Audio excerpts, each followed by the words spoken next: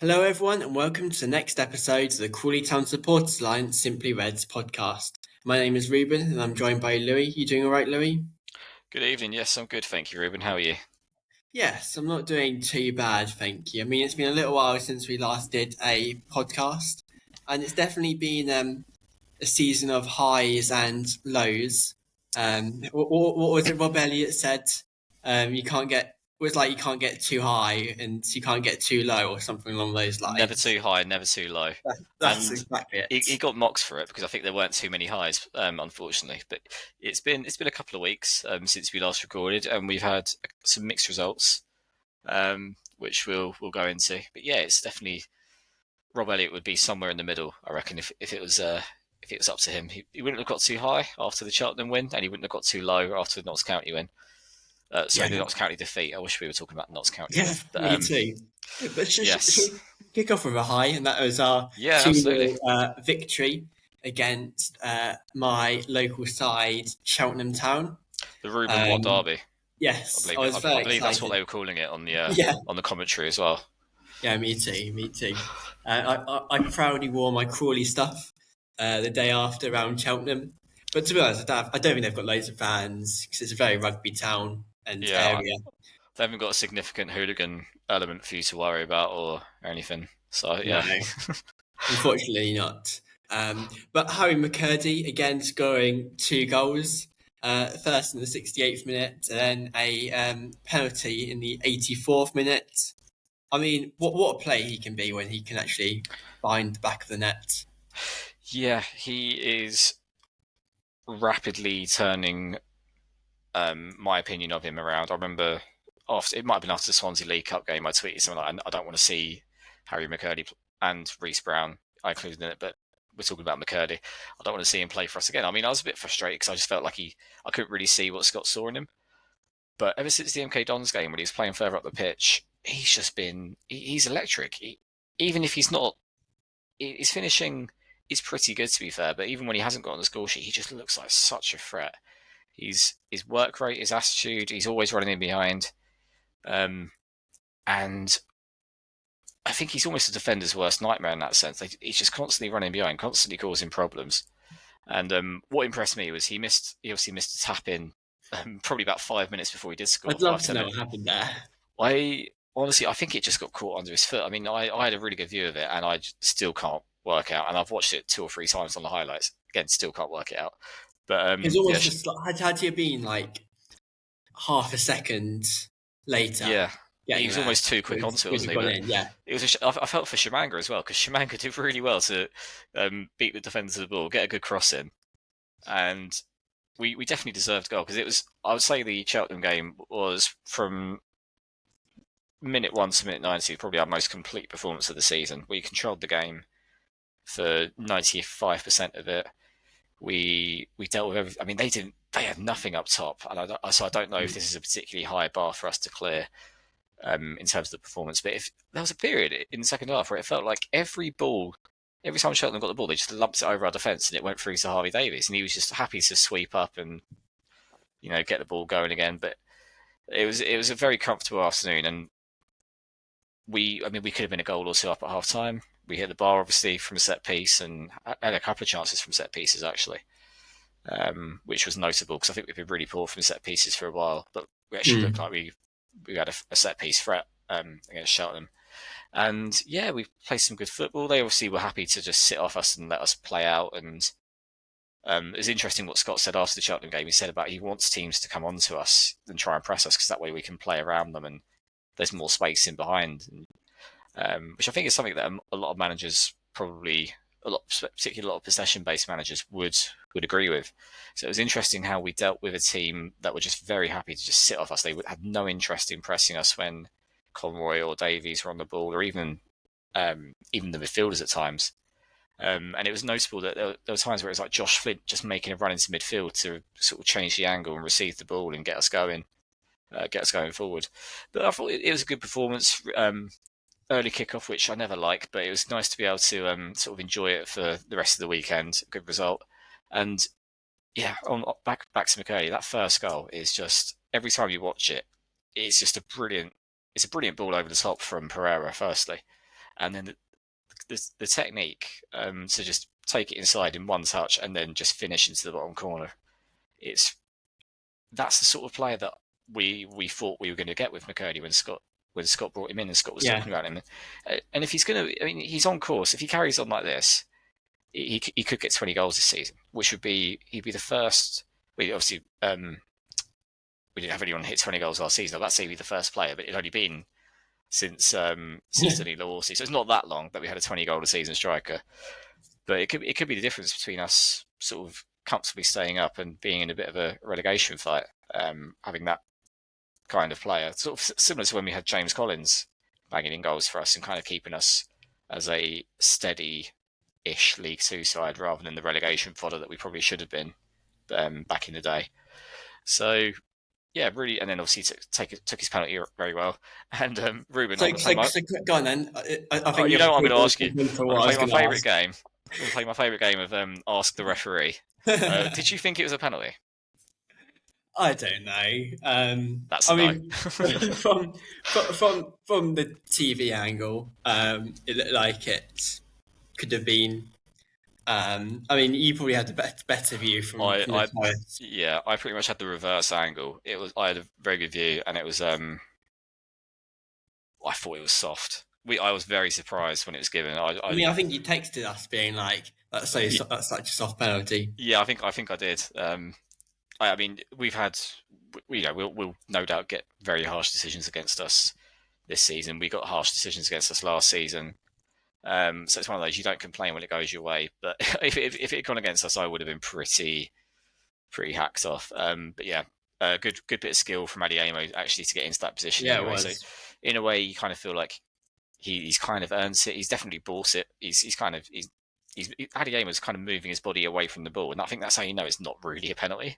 Because if Adeyemo had still been running kind of in line with the ball, you kind of think, yeah, that is a penalty. But he's very much kind of stepped away from the ball towards the defender to try and buy the foul, and the referee has bought it. Fortunately for us, but yeah, a good performance overall. Feels like the first time this season where we have been the better team from minute 1 to minute 90, and quite comfortably. It's nice to be able to say that, because there's been games where we've put in good performances. For example, MK Dons, Chesterfield in the first half, Tranmere in the first half, and it's probably the first time that we've actually we've been able to replicate that in the second half, and we've been able to do it over the course of a full game, which is something that I was getting a bit worried about. So that's a positive. That's a massive positive, and obviously good to get a first home win as well. Yeah, and I thought it was Shimanga's best game for us as well.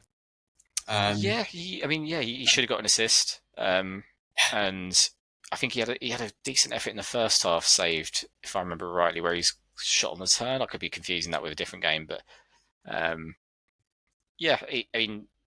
think it's quite clear that that sort of two up top with McCurdy playing off a striker is probably our best or our most likely way of producing goals and creating chances.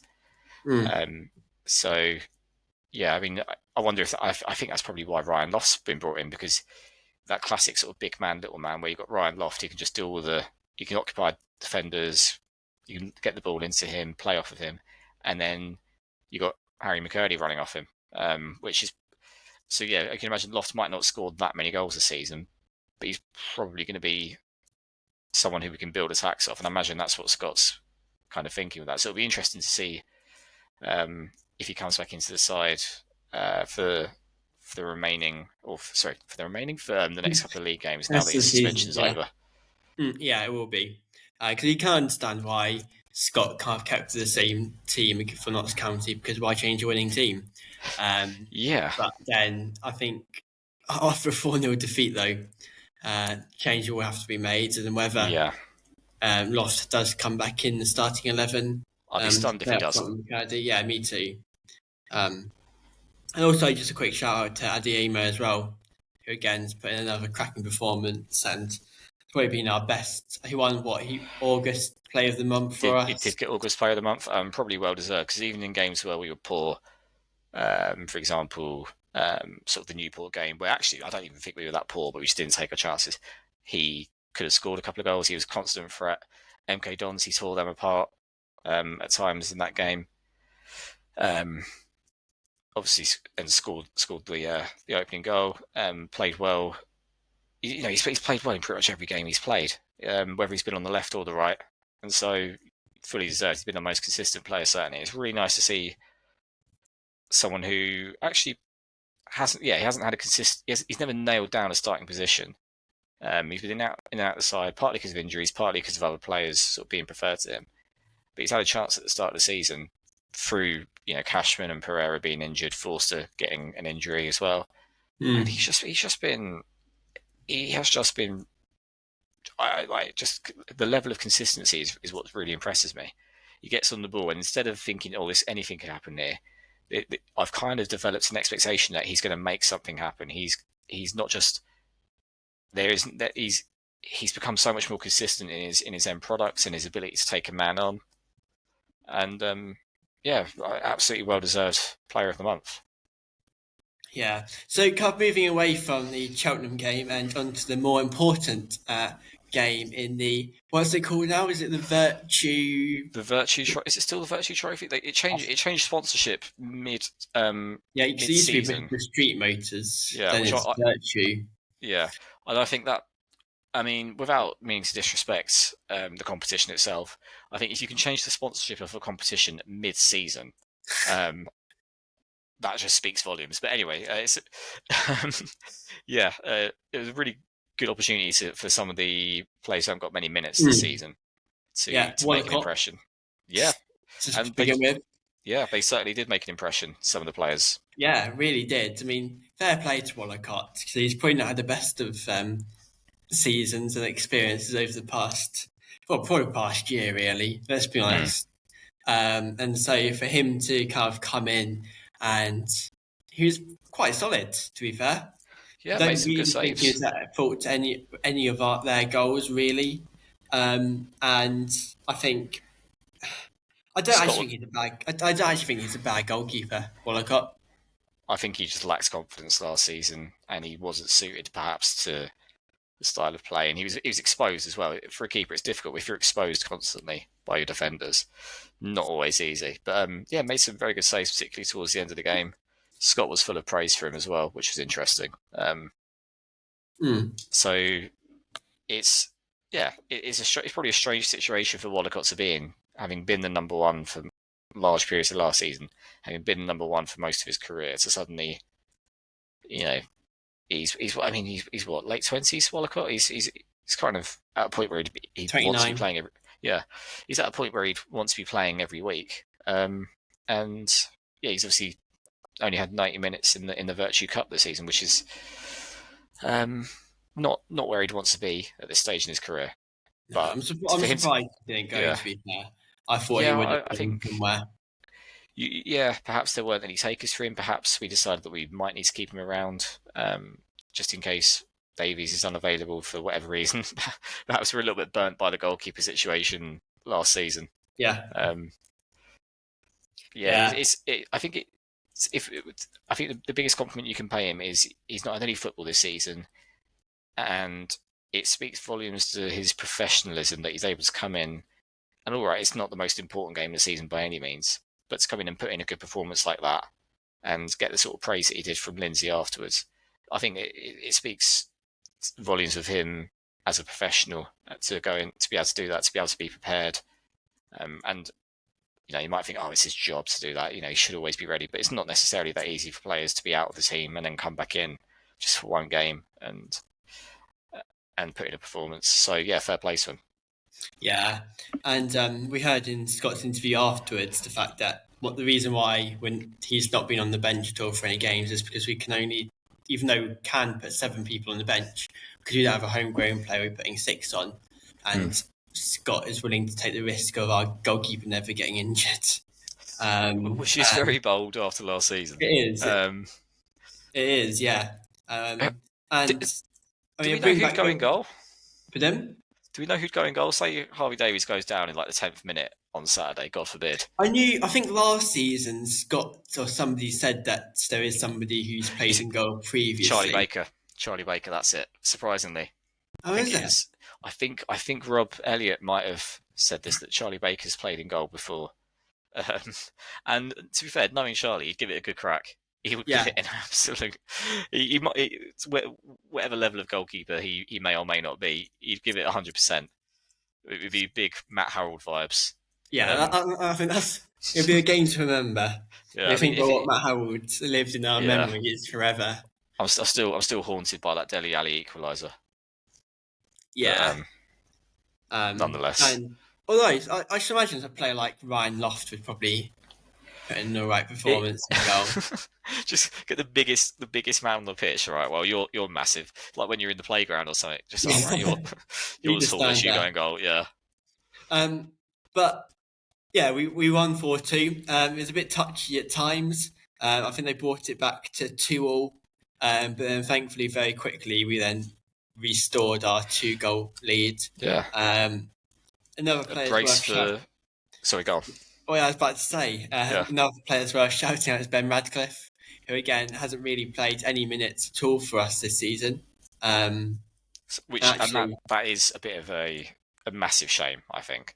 It was his first game this season for us. Yeah, I think it's absolutely. I know it's been a pretty settled back line, but if you look at some of the performances he's put in, you kind of think, well, is it not worth just changing it up one or two players? I know Scott's kind of probably got a first choice 11 in his head that he'd pick if everyone's fit.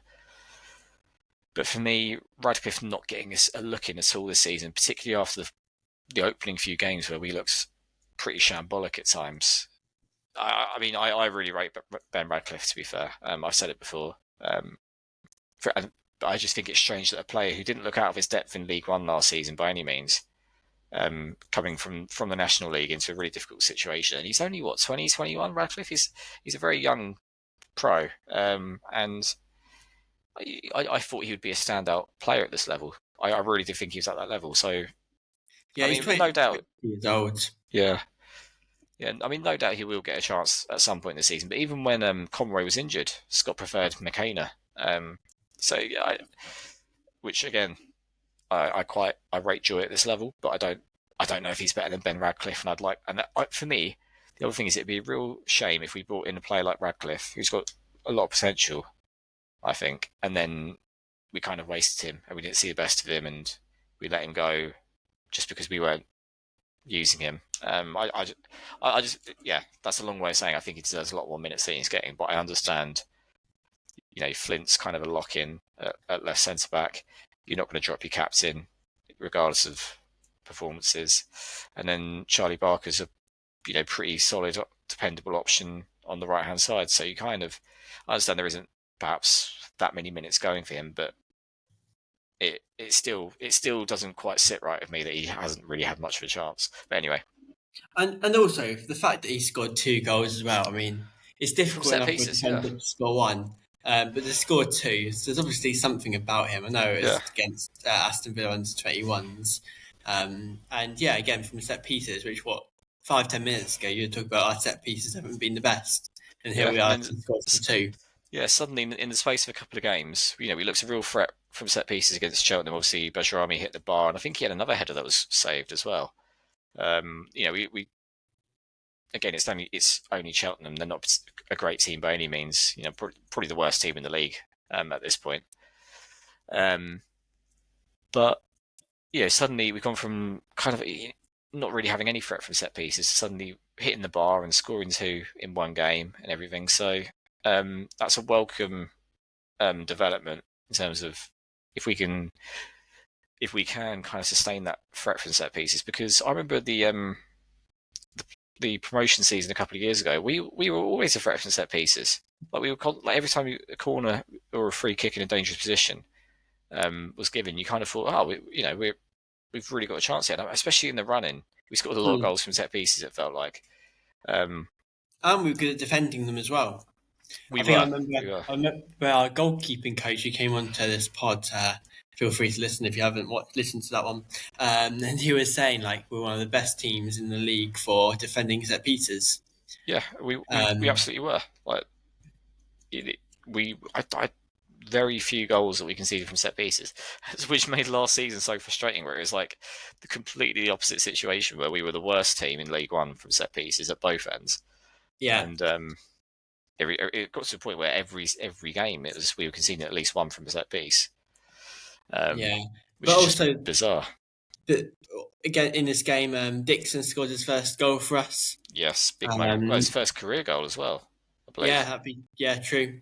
Big moment for him. So it'll be interesting to see if he gets slotted in at all. A game against Yes. Barrow.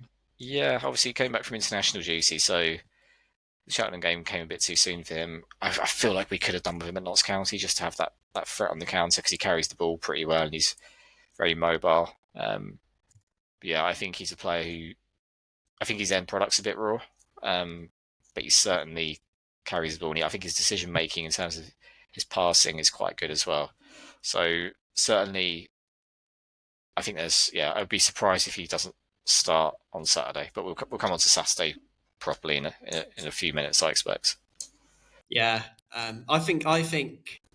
You know what I'm going to do is I'm going to put a bet on that he scores at the Cambridge game. The reason Okay. why is it's his 21st birthday that day. It's also my birthday as well that day. So well, a big day all round.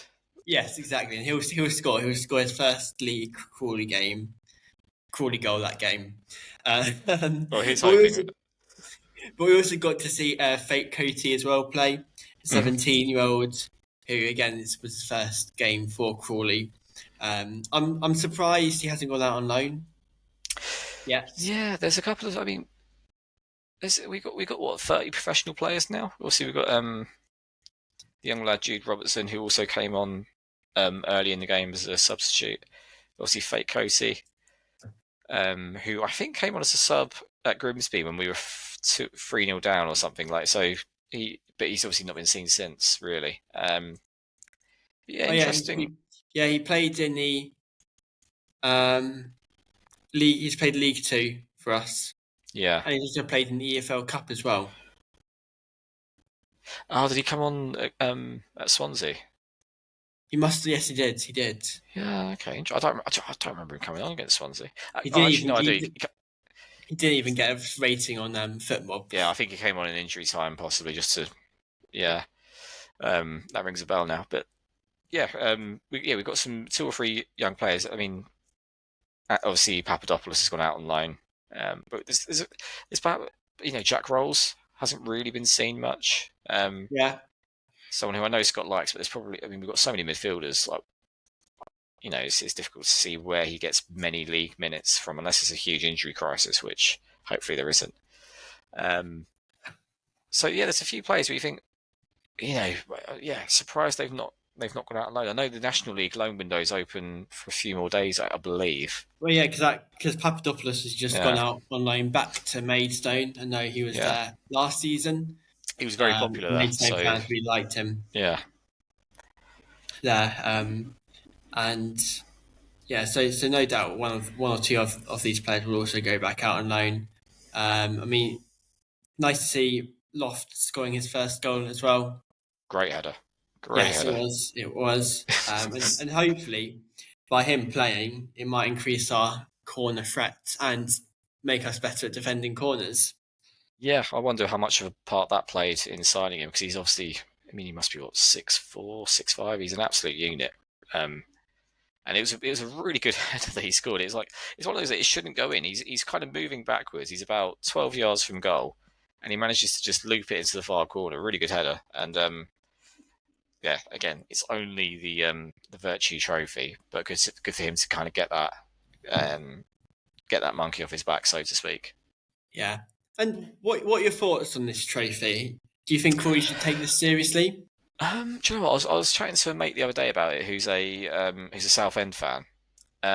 So he's not getting his skin in the Vertue trophy game, so to speak. But I was just saying, I don't know how to feel, because I generally don't go to the games. I don't think I've been to an EFL trophy game under whatever sponsorship it's been under, back when it was like the Papa John's trophy. Basically, ever since we've been in the Football League. So going back, I just think there've never been games that I've been bothered with.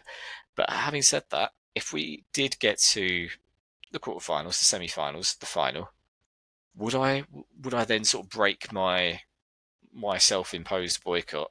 Because a lot of it is about kind of the Premier League under-21 teams being in it, which I don't really agree with. I feel like it cheapens the competition compared to what it used to be when it was just League One and League Two teams. I So mean, would I go to watch? It's very hard for me to say if Crawley Town made it to Wembley in a cup final. imagine. I wouldn't go. So it's one of those, and then I'd just be a massive hypocrite. So part of me is always hoping we get knocked out in the group stage purely because that more from a selfish point of view. Obviously, I want us to win every game and everything, but from a selfish point of view, I don't then have that moral dilemma.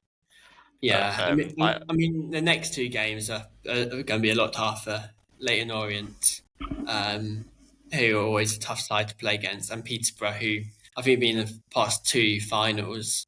yes, and we played them last. Was it last? Yeah, we've played them a couple of seasons in a row. I feel like we do get them a lot in the. If it was like a game that we play a lot in the EFL Was it Trophy. last? No, it was 2 seasons ago. The year we got promoted, because we were supposed to play at Peterborough. We got there. Game got called off. Was it waterlogged? Yeah. We came back a week later, I think it was. Yes, that was right. And was that a quarter final? I don't think that was a quarter final. I could be wrong. I think we round of 16. Okay. I think. But should we now we've got the highs out of the way, should we get the low out of the way? Yes, let's move on to we headed to Notts County, home of Hooters. Apparently, most notably, not the River Trent, not Robin Hood, not Robin Hood, not Trent Bridge or not County Cricket Club, or or the many wonderful sort of pubs and bars in the city centre. No, I'm sure they'll be delighted that we've called it the home of Hooters. If they'd like to sponsor us, please let us know. Moving on, we lost 4-0. I mean, it was just a bit of an embarrassment, really. Yes. Notts County scored in one of the last kicks of the game in the first half. And then from the 71st minute onwards, it was just a bit of a free-for-all, really. Yeah. Everything I said about the Cheltenham game in terms of good performance and controlling the game and being the better team from minute 1 to minute 90, I think pretty much the opposite can apply to this game. Because it just didn't feel like we got going. I mean, I think I messaged you and Luke as soon as we conceded, saying we deserved that, because it just felt like one-way traffic at points in terms of we just felt very open defensively, and they were getting a lot of shots off, and it did feel like just a matter of time almost before they scored, and it's just frustrating having had 4 games unbeaten, including a couple of good away results and a clean sheet at home, to go and put in that level of performance. I don't know if fatigue is really a factor, because we rotated heavily for the Aston Villa game, so it's kind of one of those where it's difficult to know what to put it down to. And what concerns me is, I know this win moved Notts County up to 7th, but I don't think it's a particularly good Notts County team. They haven't been particularly impressive up until now. And they've also got a lot of off the field stuff happening as well. Yeah, and if you look at the way, I just feel like you go away from home and you lose 1-0 or even 2-0, you kind of think, all right, it's annoying. It's not ideal, obviously, but those things happen. You go away from home, you can lose 1 or 2-0. It could be tight margins. But I think if you go to, and I don't mean this in a disrespectful way, because they are a big club and they have had some really good teams in recent seasons. I don't think that they're quite at the level that they were, for example, when they got promoted from the conference, or their first season in League Two. But regardless, I think if you go to a team that's playing the way that Notts County have done so far this season, and you lose 4-0, that's really alarming, I would say.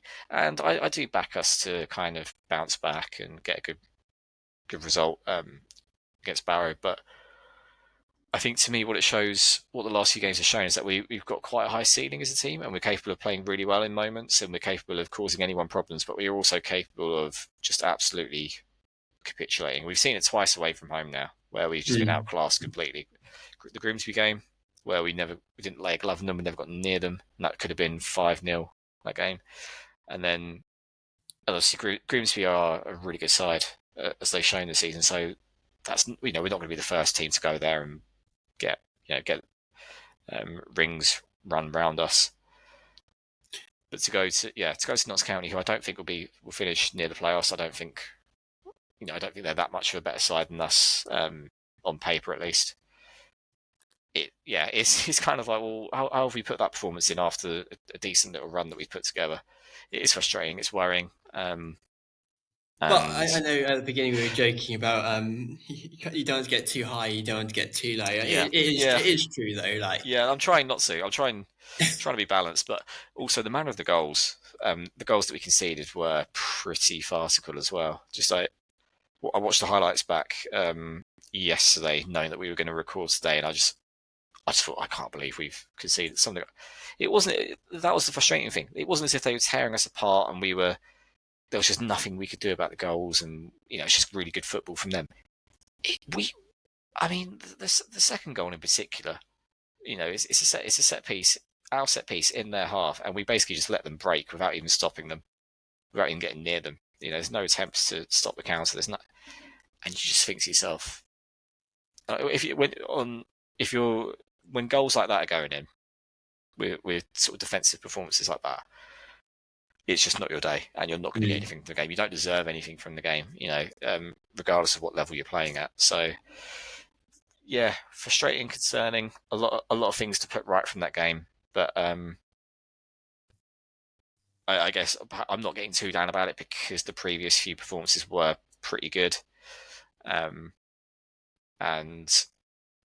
it's frustrating the amount of soft goals that we're giving away, but I think that's part and parcel of being a Scott Lindsay team. And it's something I touched on at the start of the season. Scott Lindsay teams aren't great defensively. You can see you give up a lot of chances playing the way we do. You look at Swindon game the year we got promoted. Lost 6-0. 6-0, yeah. Yeah, and that was only 1-0 at half time, wasn't it? So yeah, something like that. And that whole season we were below average team defensively. And it was purely, almost not entirely, but a lot of it was down to, particularly in the second half of the season, Corey Dye being an absolute freak in goal. With one of the, he's basically the best goalkeeper in the league at points. So you kind of fans definitely don't think that. No, I mean I know he's kind of forced his way back into the team at Stockport, but he's probably not had as good a time with it up there as he did with us. But yeah, it's frustrating. I do think that puts a cap on how good we can be if we're putting in defensive performances like that. And if you're putting in defensive performances like that, you need to be able to score goals. And again, I think there's possibly questions over how consistently we will be a threat going forward. Obviously, in games where we've got McCurdy playing well and we're able to get on the ball, we're going to be a threat. But yeah, just frustrating. I know Scott seemed pretty exasperated after the game. His post match was quite interesting. I thought he basically just didn't think the players turned up, which is it. Some of his post match interviews have been really interesting this season. He was obviously very frustrated. I think it was after the Chesterfield game where he really and I don't mean this as a criticism of Scott, but he really did throw the players under the bus a little bit. He kind of really basically did just kind of air his frustrations at the players, which is unlike him. And he's kind of done a similar thing after the Notts County game, where he's basically saying that we weren't committed enough, we didn't turn up, we weren't in the game. The players, it kind of sounded like he said the players almost didn't want to be there, which is really, it's an unusual tactic, and perhaps he's decided that's how he's going to motivate the players by questioning them and giving them a point to prove. But it's very unusual from him, and again, I mean, I've got a lot of faith in Scott. But I do wonder if that's a team that's perhaps still a little bit low on confidence, and it certainly will be low on confidence after that game. Perhaps he's trying to light a fire and give them a point to prove. But I always do get alarmed when managers so openly criticise their players in public. It's one thing to do it, in the dressing room behind closed doors, but I think you do risk losing the dressing room a little bit. I mean, I'm no expert psychologist or manager or anything, but if you look at all the top managers in any division, one thing they do really well is protect their players and kind of manage the psychological aspects of the game really well. And it's very unlike Scott to kind of call out the players' attitudes in a way that he has done a couple of times this season. So that's interesting. I think he's, and again, this is purely me reading into it. I could be completely wrong, but I think he's probably quite frustrated with the team at the moment. I think he probably thinks we should be doing a lot better than we are. And in a way, he's right, but we are where we are because we haven't been good enough for a lot of games this season. There's been some good performances, but there's been just as many games where we've looked like a really, really poor side. So you kind of have to question. I think we've got quite a high ceiling as a team, but we've also got quite a low floor, and it's just going to be a season where we are quite inconsistent. I think we might put together 2 or 3 games in a row where we look really good, and then we're going to have a Notts County game where we just don't turn up and we get absolutely hammered. Yeah. And again, it's worth bearing in mind that we didn't lose the previous 4 games for the Notts County game. It's just any loss you start to climb up a mountain, then you suddenly find a chasm to fall down. Yeah, then it feels like a step backwards. Yeah, that certainly feels like a step backwards after making some really good progress and looking like. And in those games we look like an actual serious football side, and then suddenly we look like a very unserious football side against Notts County. It's kind of it's frustrating. But so kind of looking ahead then to Saturday's game against Barrow, probably on paper a game that we should be getting 3 points out of. Barrow are currently 19th. They won on Saturday against Crewe 1-0 at Barrow. But then before that, they'd lost the previous 4 games. They've got a leading goal scorer of Lewis Shipley. And Barrow's. I know we don't like going up to Barrow. So it's worth bearing in mind that they've also probably don't really like coming down all the way to glorious Sussex.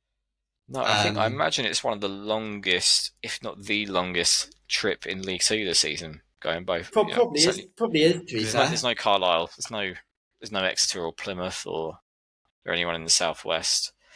So, and we are the most southern. Actually, maybe Gillingham would be a bit. Actually, Gillingham's probably the same sort of distance. But yeah, certainly one of the longest trips in League Two. So fair play to anyone making that journey. Yeah, so it'll be interesting to see how we line up. Hopefully McCurdy can find the back of the net again.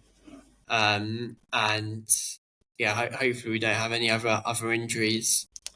The injury situation is interesting.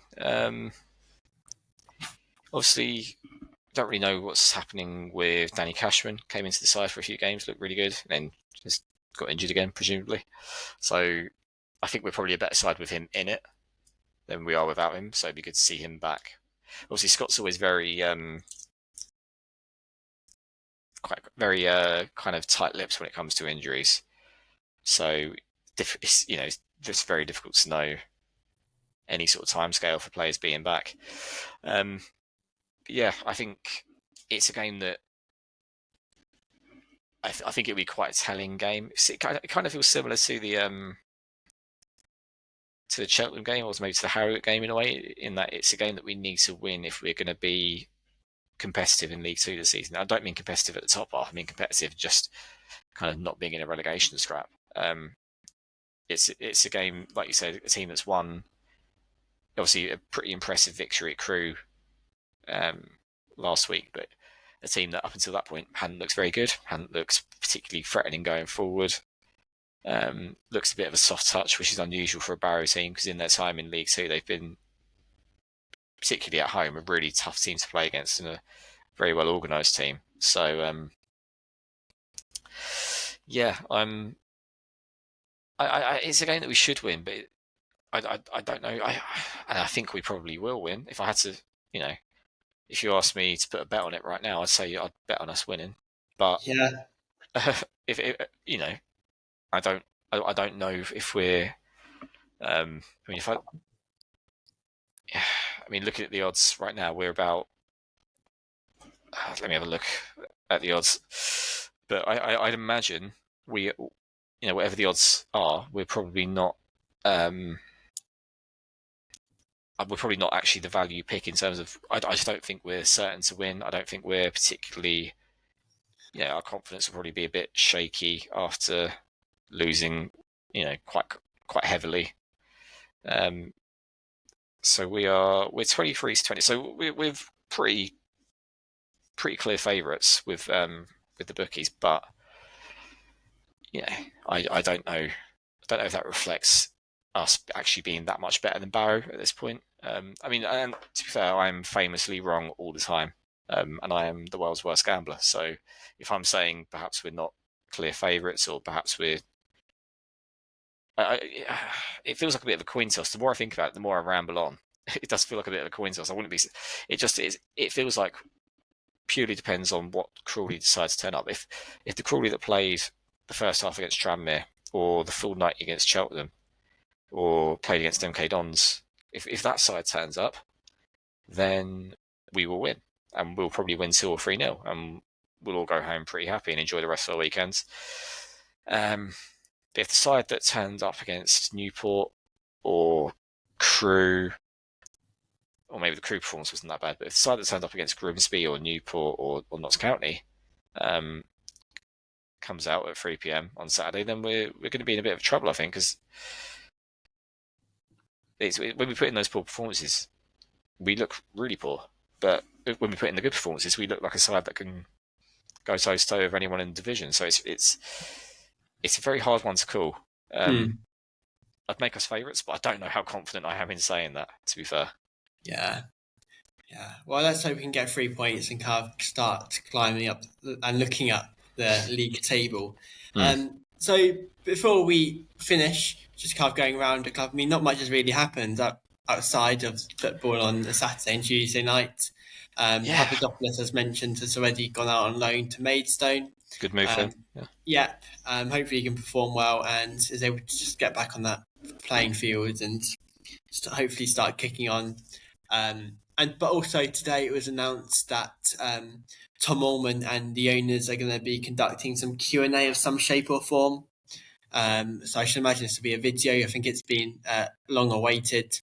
They promised us a fans forum, and I chased up with Tom as to when the fans forum was going to be taking place, to which he said it's just about finding dates that more than just him and some other key people are available to be able to meet the fans. So I'll keep on pushing for that to take place. Hopefully it's a good opportunity to ask questions to the likes of Tom, to the owners, hear more about what their plans are for the future and the direction of travel that they're going to take Crawley Town after we win the league this season. If we do win the league from here, it will be. What tattoo are you going to get? I'll get Harry McCurdy tattooed on me. How about that? It's obviously not going to happen. With Kyle Scott's headband. Yeah, so maybe I'll just wear a headband to every game next season rather than something that's permanently etched on me. Speaking of Kyle Scott, because I don't like to dig players out, but I'm struggling to see what he brings to the side. Just quickly jumping back to the football, because it's something that we didn't touch on just now. He seems to be a kind of one of the first names on the team sheet for Scott. Does Kyle Scott? Scott seems to really like Scott, and I'm struggling to kind of see really what he brings to the team. I don't want to be too harsh on him, but I don't think he's too great defensively. He's got a good set piece on him. I'll give him that. But I think he slows the game down quite a bit. He doesn't really carry the ball. He's not great defensively. Doesn't really create a lot with his passing. It feels like he gets on the ball, takes 2-3 touches, tries to switch it out wide. And if you think about a Liam Kelly or even like a Liam Fraser that we had last season, just very quick with the ball. Either they draw pressure in, they beat a man, or they just get the ball moving so quick. One of the things I really liked about Liam Fraser last season was he'd get the ball and he'd just move it so quickly. He'd get us going. And Kyle Scott's like operating about 3 speeds slower than him, it feels like. I don't think he's a bad player technically. I think he's got good technical ability, but the way he actually plays the game is very slow, and I don't think it suits us that well. But hopefully, the more he settles back into English football, the more he settles into the side, we'll see kind of better performances from him.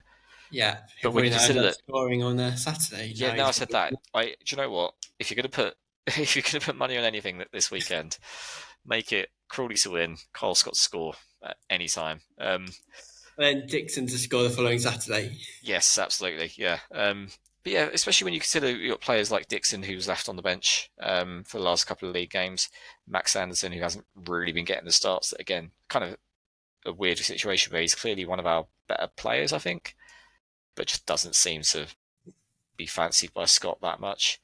So it's quite frustrating that in an area of the pitch where we've got quite a few options. Obviously Louis Watson's been out injured, but hopefully he'll be back as well soon. I think it's a little bit frustrating to see someone who hasn't really justified being an automatic starter just seemingly undroppable. But again, I do have a lot of faith in Scott, despite the pretty dodgy start to the season. So I do obviously hope that Carl Scott turns it around and he does. His performances do pick up, but right now I'm not convinced that he should be starting for us. No, it's fair enough. Well, Louis, thanks very much for joining me this evening, and let's hope for Absolute 3 pleasure. points on Saturday. So Indeed. come on, you Reds. Come on, you Reds.